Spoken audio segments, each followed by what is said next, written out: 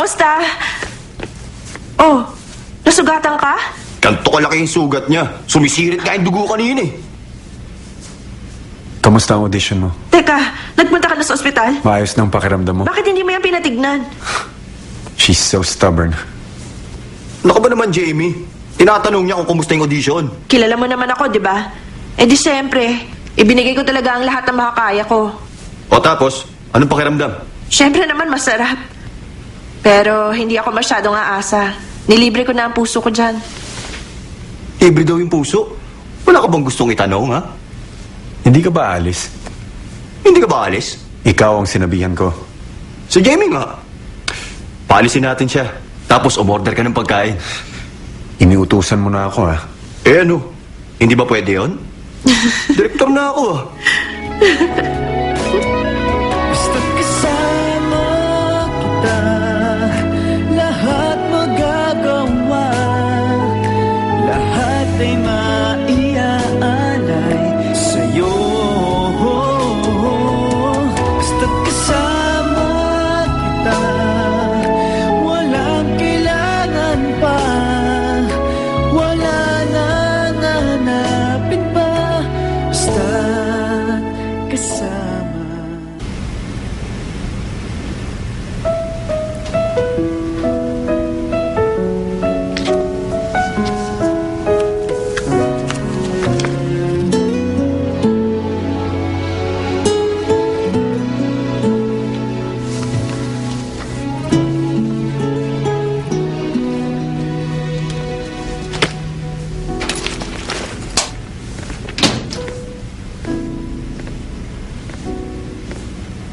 Tama yan, Jamie.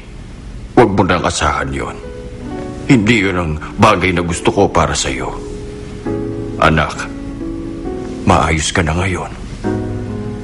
Sa wakas, panatag na ako. Hold your position. Make sure to breathe. Okay, exhale habang bumababa ang katawan. Imagine that you're expanding, alright? Keep your balance.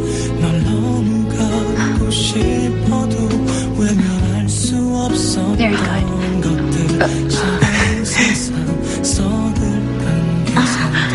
Si Oscar. Gwapo pala siya sa film mo. Patawarin mo ako dahil madali ko napatawad ang sarili ko.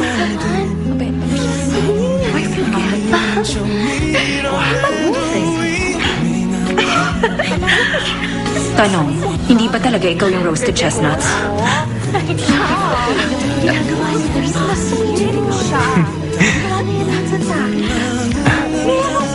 Aalis na ako. Ikaw ang pinakamaganda dito. Pangalawa lang ako. Sana ganyan yung boyfriend ko.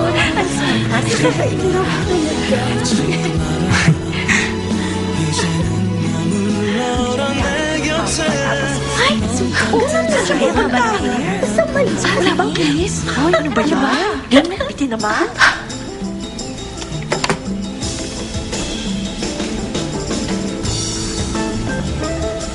Ano kailangan mo?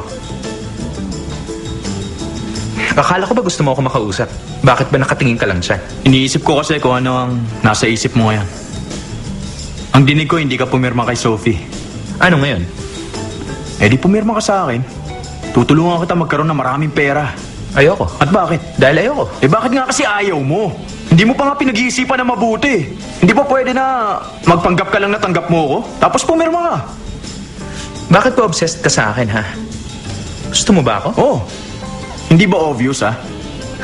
Sinabi ko ng bakla ako, di Eh ba? ano ngayon? Di bakla ka? Ako lalaki, tao tayo.